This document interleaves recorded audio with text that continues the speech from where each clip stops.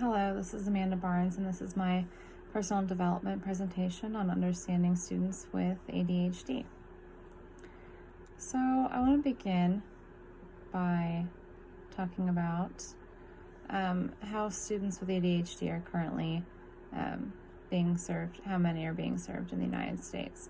We currently have about 6.4 million, which is varied between 5 and 11%, depending on the association you go through, of children in the United States diagnosed with ADHD.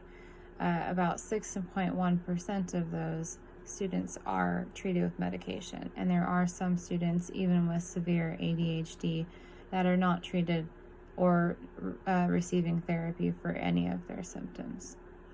Now, males are 3 times more likely than females to be diagnosed with ADHD. The average age of a student with ADHD, is 7 years old, but that can also range starting even as low as age 5, with symptoms beginning around 3 or 4. Usually when a child is diagnosed at age 5, their symptoms are more severe. The older they get during their diagnosis time generally means that their symptoms were less severe, possibly mild behavior, or more associated with focusing in class.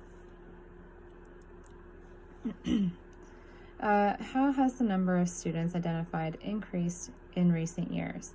The increase in recent years, in the past 8 years, to be exact, is around 42% in the amount of students diagnosed with ADHD, and that's a really, really large number. Some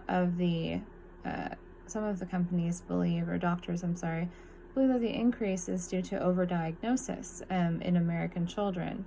That has been proven to be false by studies that have been done around the world. The biggest reason, the most likely reason for the increase in students diagnosed with ADHD is going to be the fact that we have new standards for diagnosing.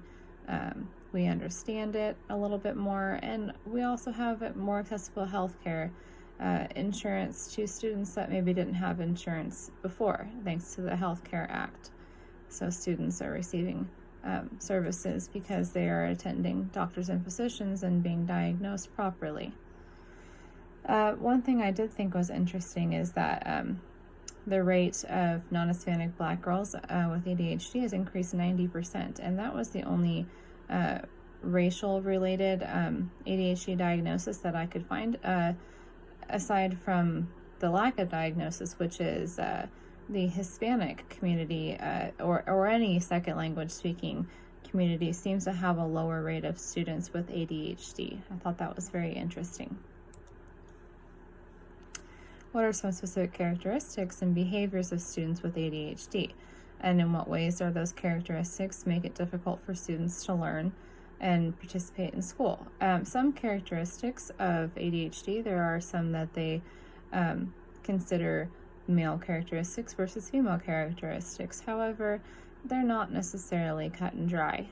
Some characteristics they associate with male students are going to be more external characteristics, things like overreacting, hitting, lack of focus. Those are going to be impulsivity. Those are things that they're going to associate more with a boy or a male student. Other things that they might associate with girls, female students are more internal, the low self-esteem, anxiety, things like you got your head in the clouds, you're daydreaming, you're verbal aggression, we can see teasing, name calling, taunting, things like that can also be a sign of ADHD. However, like I said, these symptoms are not necessarily just boy or just girl. You can see them switch, or maybe they don't have all of these symptoms. Maybe it's just 1 or 2, but they're more severe than they normally would be seen in an average student their age, and that's why they've led to a diagnosis. All of these symptoms are going to be associated with having difficulty learning in school. The things like the lack of focus and the physical aggression, those are going to be things that are going to get you kicked out of class, and then you're obviously not going to be learning like you should. Things like inattentiveness and low self-esteem, those are going to affect what your attention span is and what you're focusing on during class. So you're not going to be learning like you should. Do all students with ADHD demonstrate the same characteristics? No, they don't.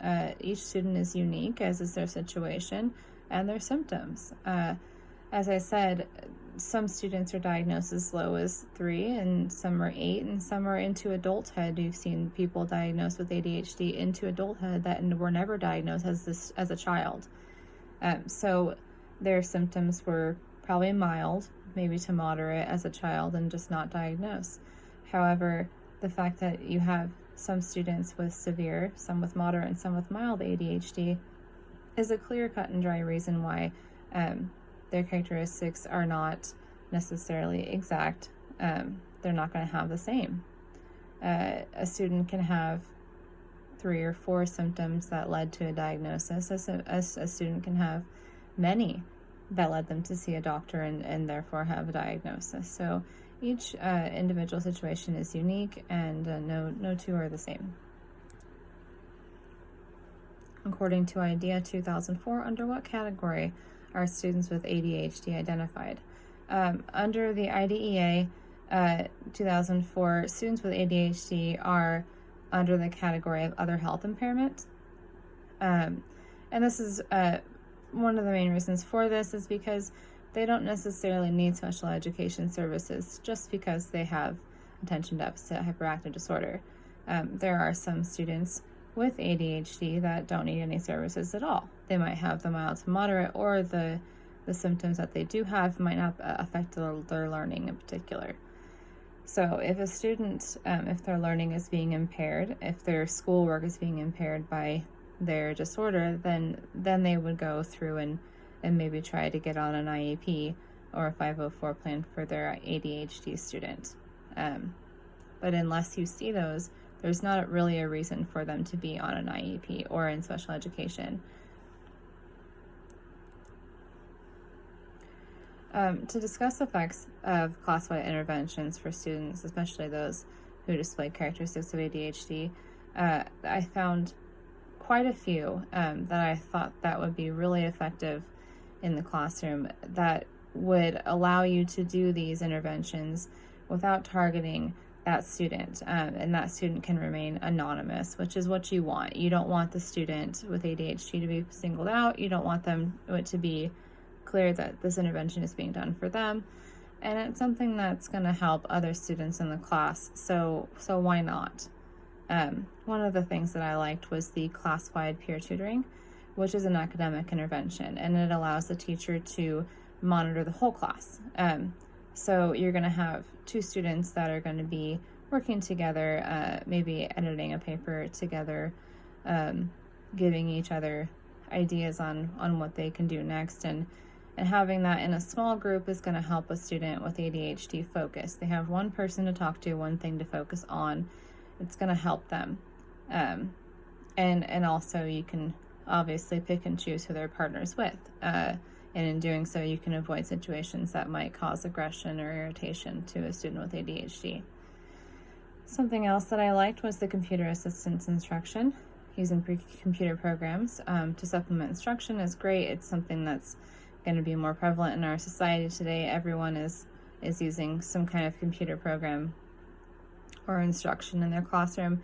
If you were to use that, if you were to do something like a supplemental instruction on their computer, as the student with ADHD that is, no one would need to know about it. Things like if they had headphones on, maybe their work was read aloud to them to help them focus better, or maybe they didn't have sound on at all, but they had noise canceling headphones on to drown out sounds around them so they can focus. Little things that can be added to programs. There's so many things that you can do with programs today that would really help a student with ADHD focus. You can also make them entertaining. Making it fun and exciting would be a great way to help a kid who can't focus well unless it's a preferred activity. Making it catered to them would be wonderful and would be a great way to help a student with ADHD. Some of the sources that I used that I really liked were the one especially where I got the ideas for the interventions from: the classified intervention for students with ADHD, a summary of the teacher opportunities. The list that they provided had a lot of pros and cons of specific interventions and a lot of different reasons to use them and what could happen, and a very detailed explanation of why those were chosen as specific interventions to use class-wide. I also really liked the ADHD number, facts, statistics, and NU from the ADDRC.org. I thought that they had a lot of great information. It was put together very well and very easy to read.